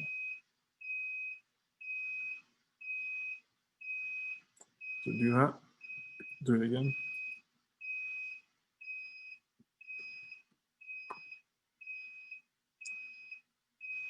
Another option for alignment is, to click and drag and you see that line that you can use there. Cool. I think it's a bit too big, so I'm just gonna reduce that. Yeah.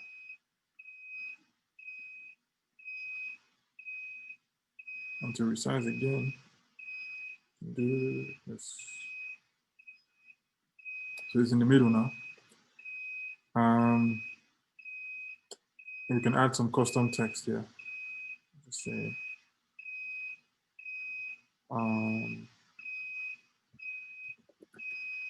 clean your house for free.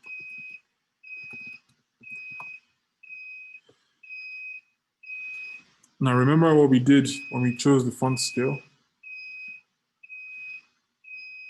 So this part will probably be the biggest text. So you can decide to, use that value and then start to scale down from there.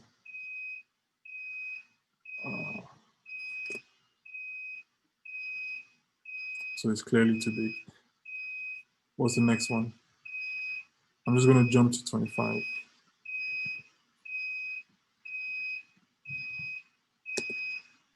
Cass, is there Yes. something about to explode from your side? There's like an alarm sound. Yeah, it's from the neighbor, sorry. Oh, okay, okay, okay. I'm going to take it a bit further down.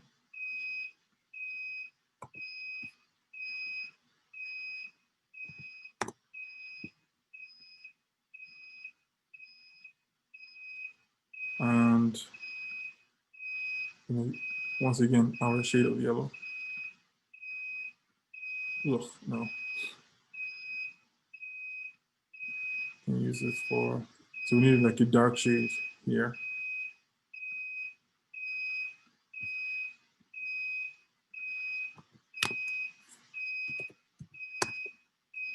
It's too dark.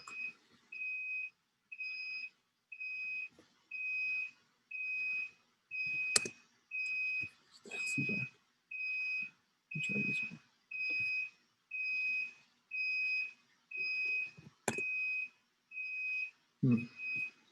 That gives me what I want. Again, this is the reason why you don't invest time in doing high fidelity until you're sure.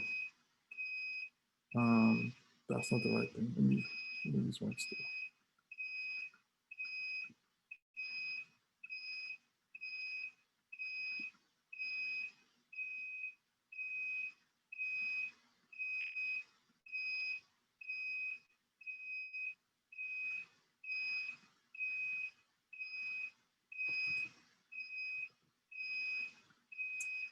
Anyway, we can do another option is to do this.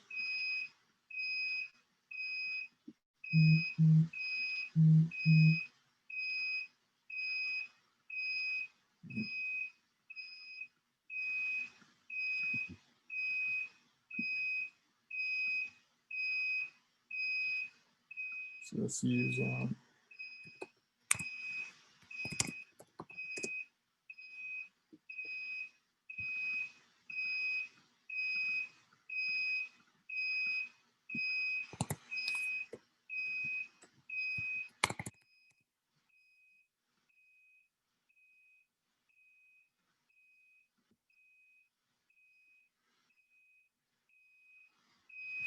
let's take it down a notch.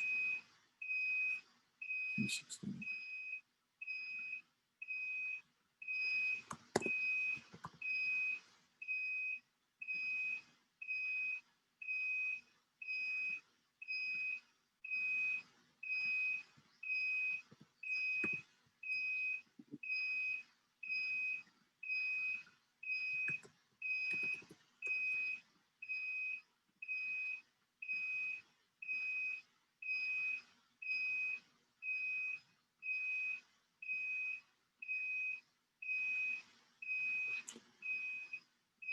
Okay, and then we have yellow.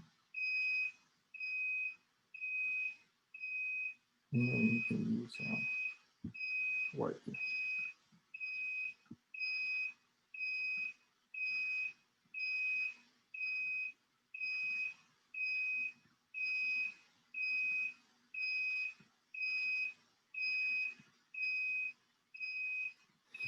So let's say that's the carousel there. And then how much time do I have left? 12 minutes. We can have the search bar on this side. And the other resource that I want to show you is called the Noun project. So from here, you can get a bunch of icons. You just make sure you attribute them when you're done, like in your code base or your website or something. So I want a search icon.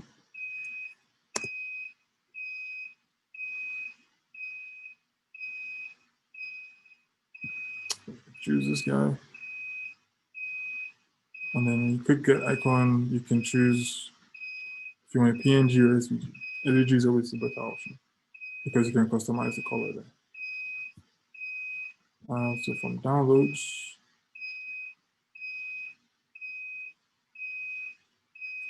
I'm going to move it here.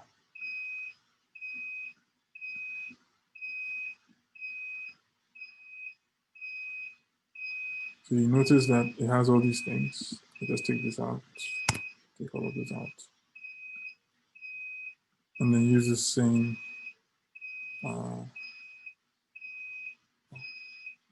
use another one. So I can use the gray. There's it.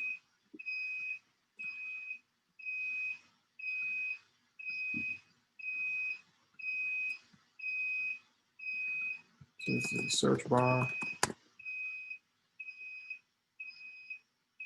I'm going to add a stroke to this. Stroke is going to have the same gray. I'm going to remove the fill here. And then resize this down.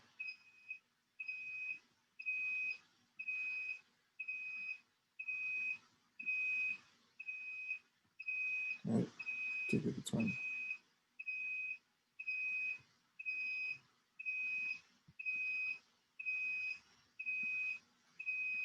Search icon.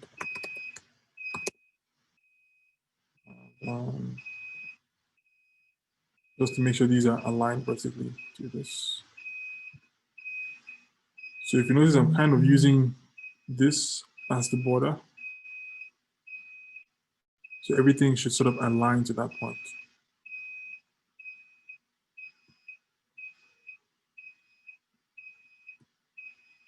Right. So I see the logo needs to be shifted a bit.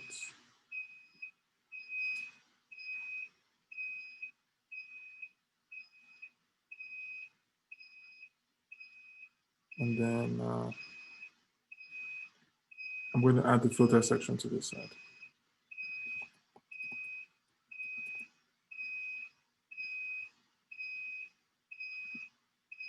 Actually, just to be good.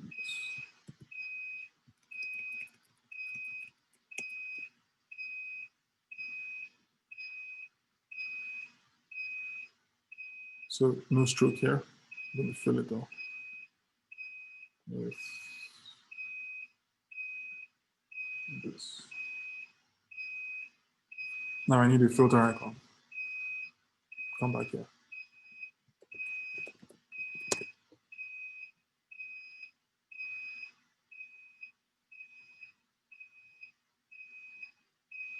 This is good.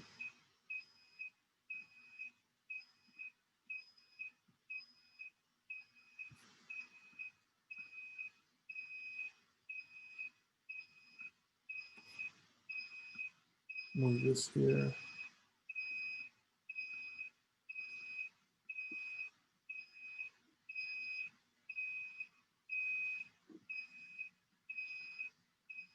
Same thing, take it out. This should be white, of course. Just resize it real quick.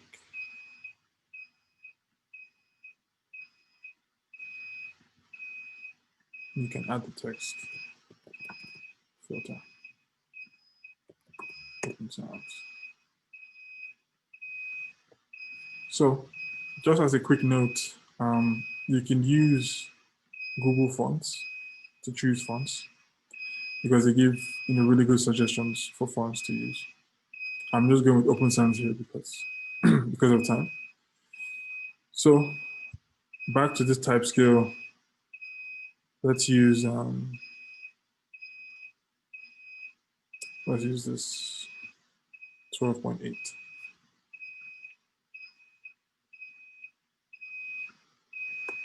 So that looks like. Make sure it's properly aligned. I think it should be a bit bolder.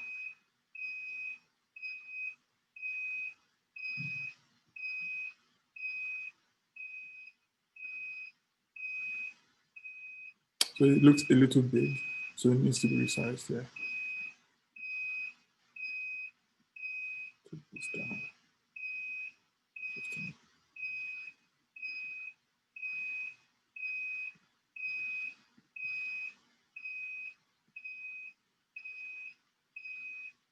Yeah.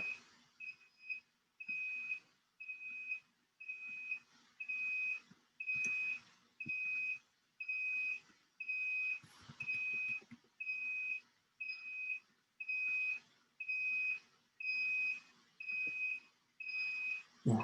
And then for now, lastly, because we're essentially out of time,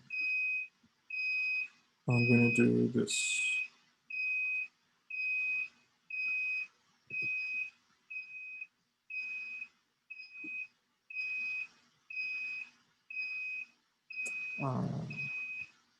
So I can just get a random picture here.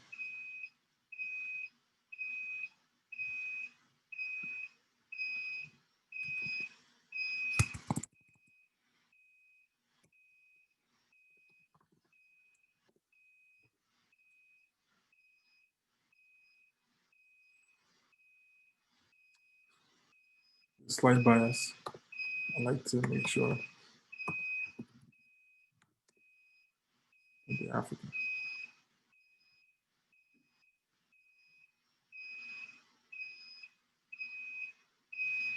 And this is, yeah.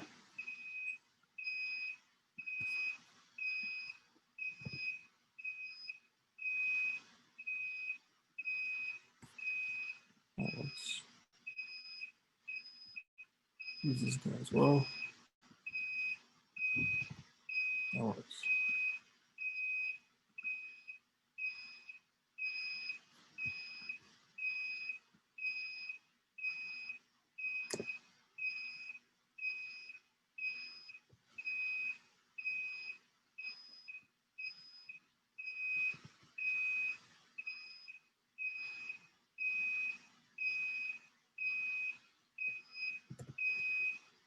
Just to make sure they're the same size now. And then cut this off.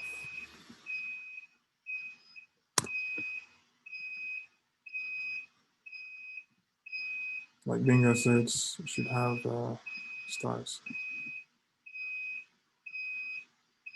So I'm using this.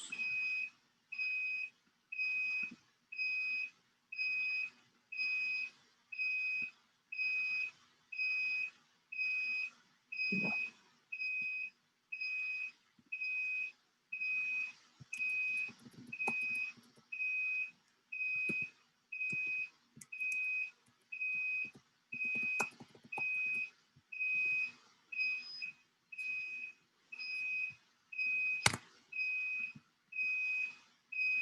Take this down a bit more.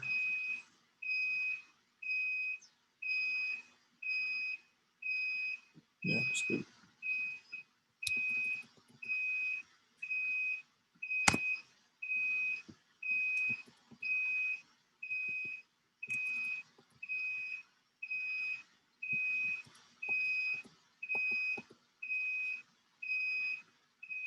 All right, so these are the stars here, and then I'll just add one name and then think we're done.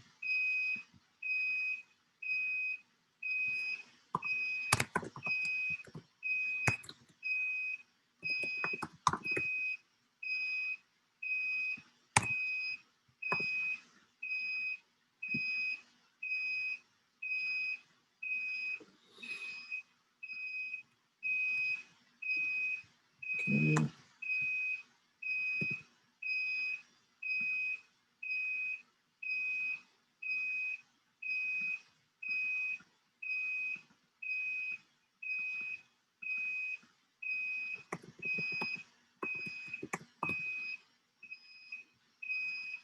Let's imagine this one has.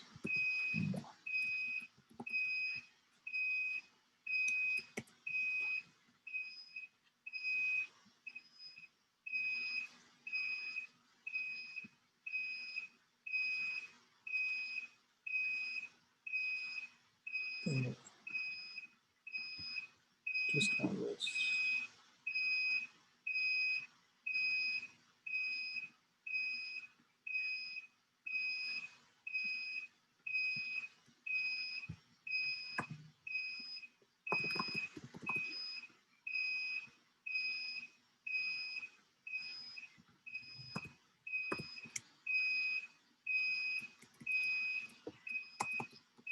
All right.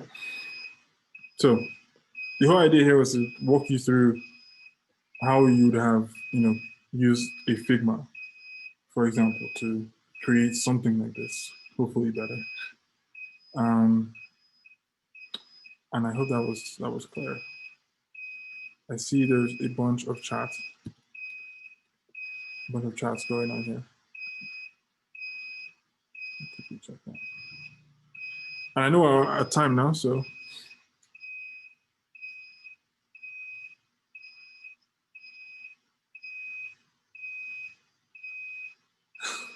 yeah. So I know we're at time, but this is this is what I have for you guys today. Any questions? On my next steps for you will be to figure out how to design these other pages. This ones that we talked about here, or the other things. So for example, like the filter page, because when you click on filter, something should happen, right? So try and figure out how you want to do that. I already have ratings. Also trying to figure out if I click on hire me, what should come next. It should be like an individual page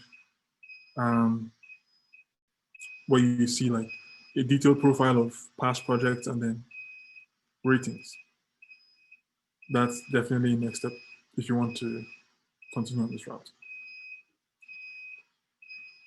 With that being said, any questions before we call it a day? I had a question on the chat, and I think I would want like an advice from you. So would you recommend creating components or design system first before you go to the screens, or would you do the opposite? So create like design the screens first and then create components out of that. What would be your take? That's a great question. So I would typically tend to design one page first, and then from that page, now start to play around. Okay, I like this card. I like this uh, header. I like this button. I like this text field.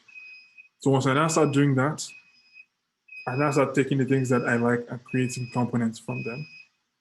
And then from there, you go on to create the components for the rest of the things. So you start with your first page, just like design what comes to mind. Then from there, figure out the rest. So it's like a balance between the two. Does that answer your question? Yeah, I think because I had faced some difficulties at some point where I had to like think, do I need to first create components? And usually when I'm starting, I don't know what I want or what the end result of the design would look like. So I tend to try out some things on the screen and then from there create components out of that. Makes sense. So I think everybody has their process. I don't think there's one right way to do things.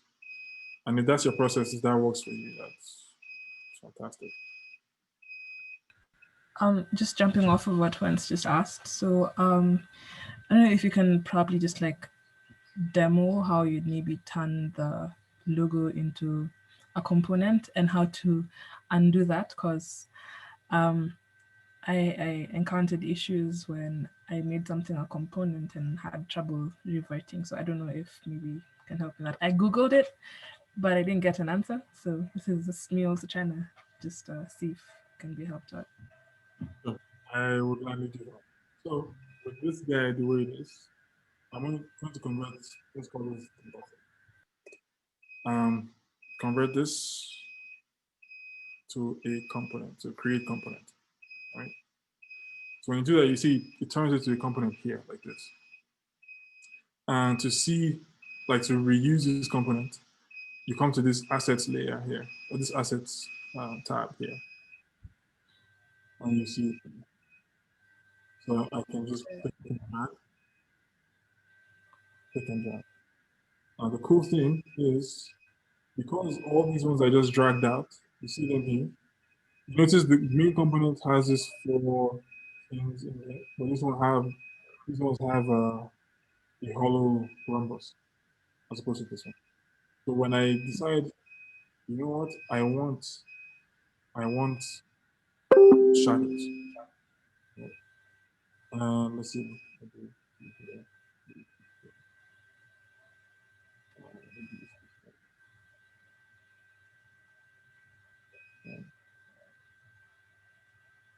I want those shadows. Notice that each and every one of these has the shadows now, but this one, which is not an instance, doesn't have the shadow.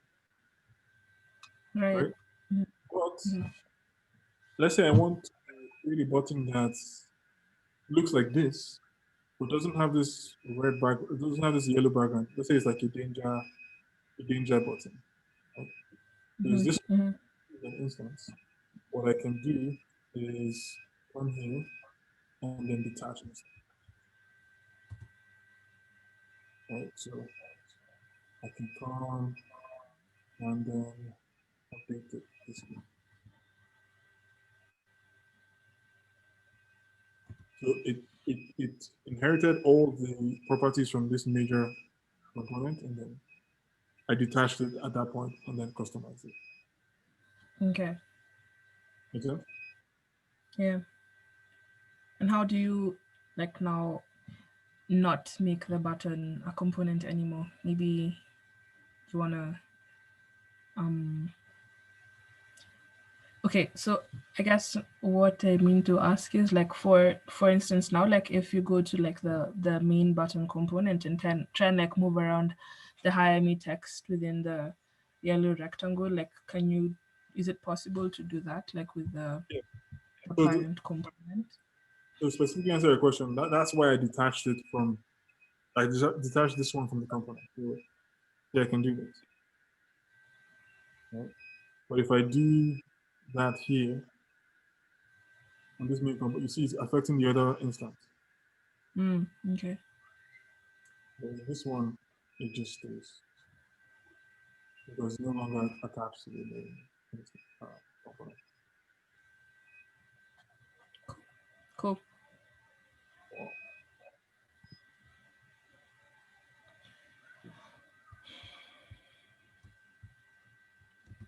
All right, any other questions? I can sort out this bomb. That's making noise.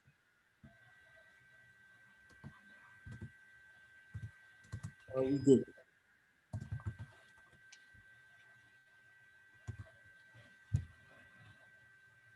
All right, sounds like we're good. So yeah. Thank you all for coming. I hope this was useful to some extent. Yeah. So yeah, once again, guys, thank you so much for sticking it through the end, and hopefully you learned something. Kes, it was a pleasure having you here. Like your expertise, being a seasoned designer is just amazing for the Developer Students Club at ALU, and thank you for taking time to just be with us, share knowledge, and it's been fun. It's been very interactive and engaging. And yeah, to all the guys that attended, it's been a wide variety of you, friends of Kes, friends of mine, ALU students, non-ALU students, people from like different parts of the continent. It's just been awesome having you here. And yeah, so there's also a feedback form that's in the chat that will also be sent to your emails. Just give us some feedback, let us know how you found this session. It'll help us be more effective in terms of what we share with you, and I guess just becoming better people. So it'll really mean a lot to get your feedback on this. Yeah. Thank you all. Have a nice weekend. Yes, bye. There'll be a YouTube link to this video on our channel, which will also be shared. So no stress. Bye-bye, guys.